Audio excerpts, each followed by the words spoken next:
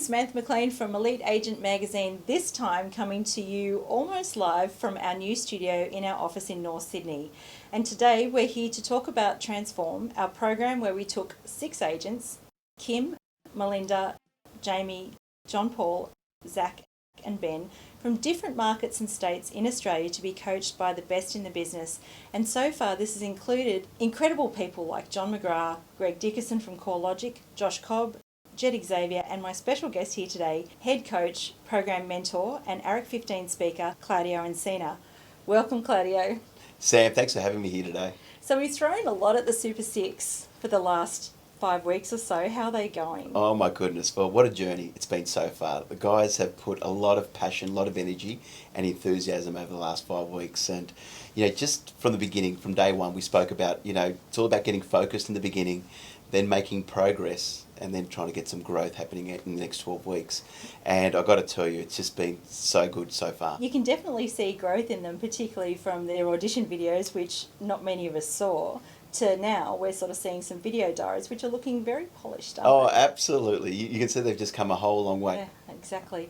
So let's go back to week 1 when John entered the house. That was a pretty exciting moment, right? Oh, it certainly was. I think everyone was starstruck, including myself. Including me too. But why wouldn't you? I mean, John is such a leader and an authority in real estate for so many years that he's like a guru. So for everyone there, we really got a great session in his first one. We didn't show a lot of that first session because it got very personal and because John really, in talking about setting goals, broke down with the Super 6 why they hadn't sort of achieved what they wanted to so far and actually talked to them about what it was going to take to get there. It was more about challenging their thinking, Yeah. and to think big, because remember he was, talking to Kim and said, Kim, like, what's your goal? And she said, I want to be the #1 agent in Scarborough. And he said, well, why wouldn't you think about being the #1 agent on the planet?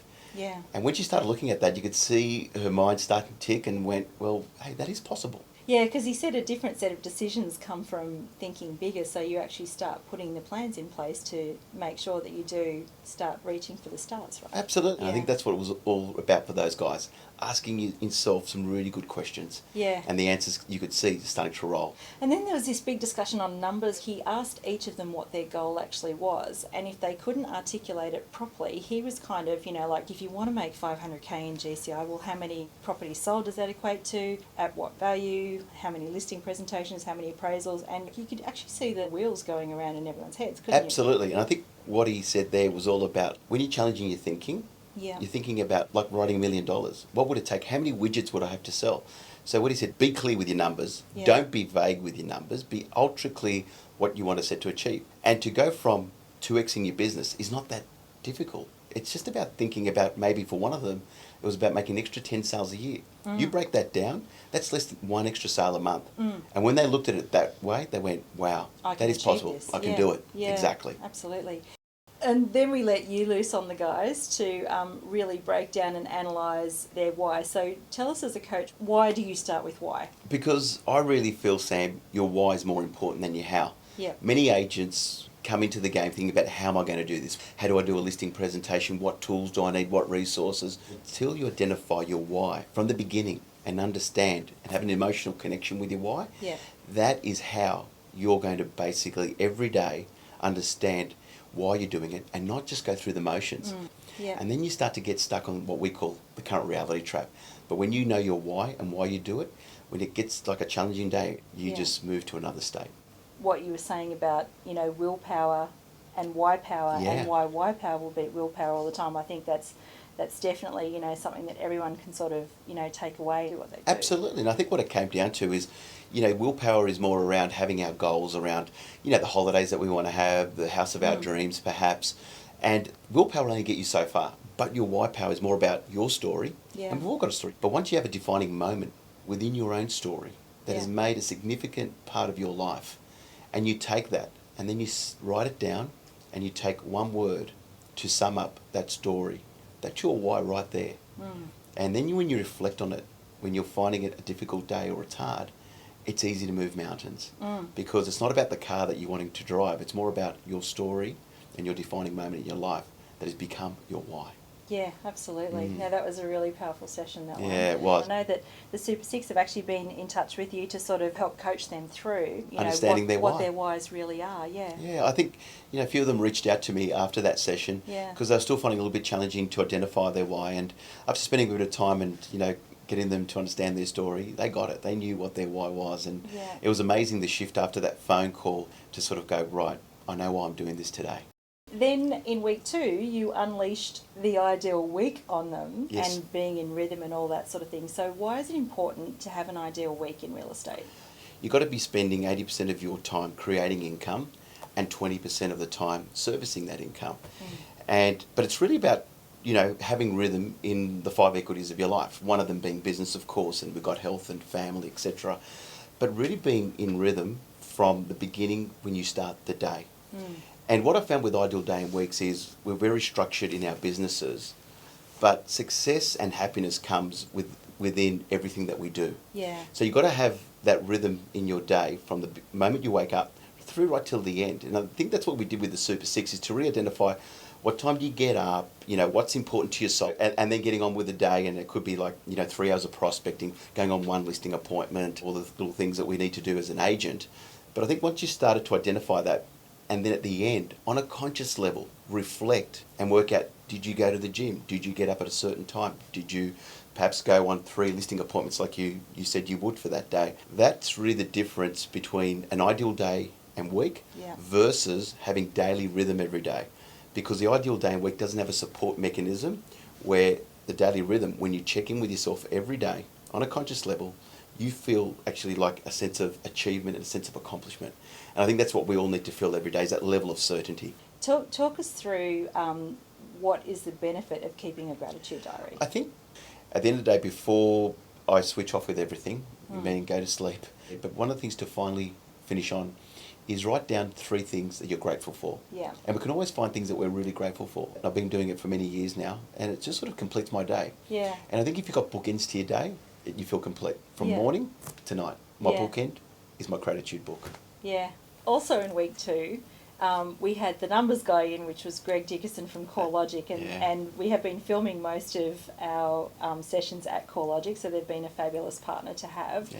Real estate is a bit of a science, really, isn't it? Like, in terms of actually having that deep knowledge of your local area. And what Greg came in and did with showing them how to use the RP Pro product, and there was some interesting stuff there.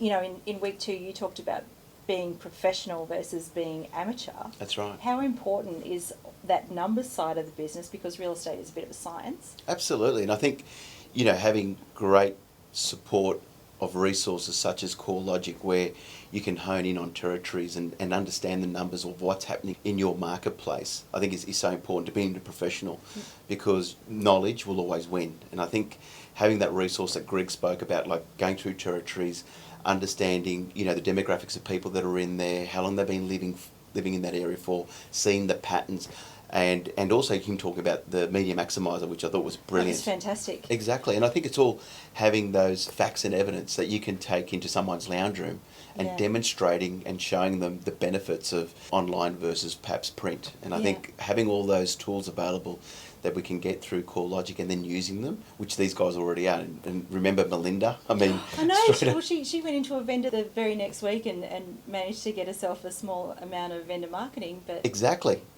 So I think that was brilliant. So you could see straight away Melinda being one implemented, and I know the other Super Six have already started using those tools with CoreLogic and Media Maximizer as well. Yeah, well, they're getting quite competitive amongst each other, aren't they? Oh my goodness! What they're doing. So that's pretty interesting to sort of to watch in itself. Exactly, Sam. I think that's just salespeople, but anyway, they're keeping their eye on the prize. Yeah. So speaking of different ways of speaking about things, in week 3, Stu Benson entered the house. Yeah. And he told the Super Six to use the term VPA or vendor paid advertising. He told them to stop doing that and start referring to it as vendor investment marketing, which I thought was brilliant. Yeah, just a game changer again, changing our mindset, the way we look at things. And when he said, vendor investment marketing, it's all about the vendor actually investing in their property. And he said once they invest money into their property, they're committed to the process of selling, which is Yeah. so true. I mean, how many agents do we know in the marketplace that don't get any vendors to invest in their marketing? So that was a brilliant game changer, I thought, for the Super Six. Yeah, much better to work together. And then, he also reinforced how important mindset is so that, you practice before you ring that doorbell and go into the lounge room. Yeah, absolutely. I think, one of the things that salespeople lack is preparation. Yeah. How many agents go to listing opportunities and not being prepared, but also having the knowledge around that is so, so important. And I think that's what we need to be doing when we're going into people's lounge room and talking about marketing their homes. Yeah, and absolutely being prepared, right? Absolutely. Yeah.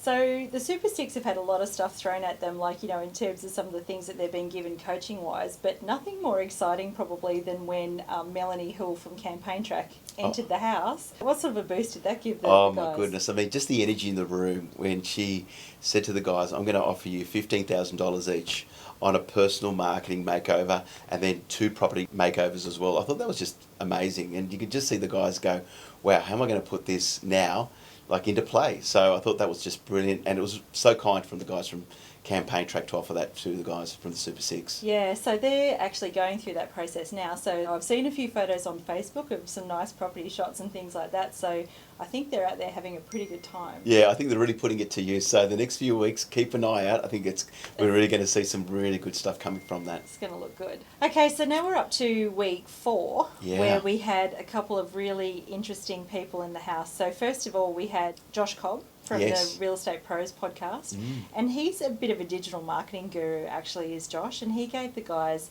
a really interesting strategy for filling the top of the funnel by creating videos. How important is video to have in an agent's arsenal? It's so important. Again, I use video for my coaching all the time as a way of reaching out to people. What you've got to be thinking about is putting yourself in the consumer's shoe. So not thinking like a salesperson, but thinking like a consumer. And I think what he actually talked about with that funnel is start building those relationships up the top, but also be seen as the expert.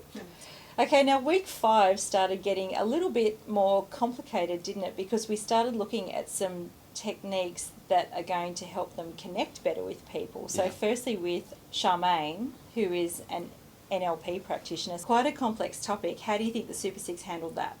I think they were really intrigued by it all.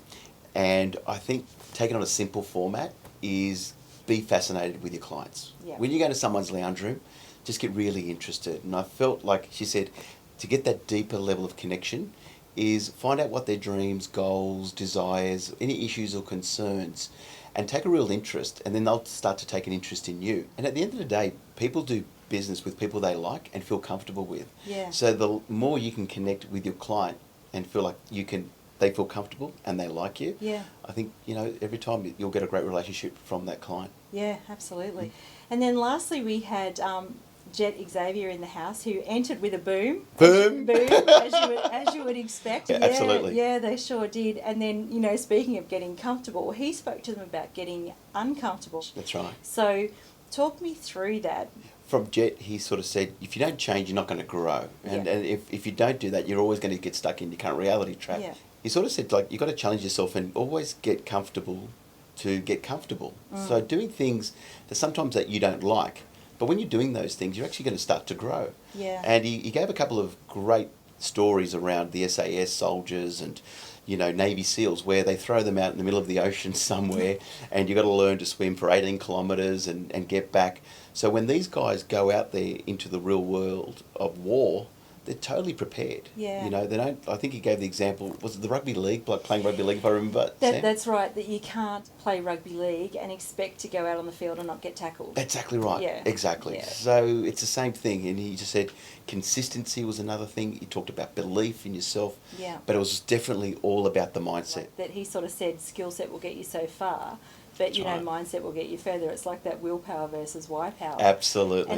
And then he kind of really proved that by saying, who here does not know how to pick up a telephone? We all know exactly what to do with a telephone, even, Yeah. when it's one of these things. Exactly.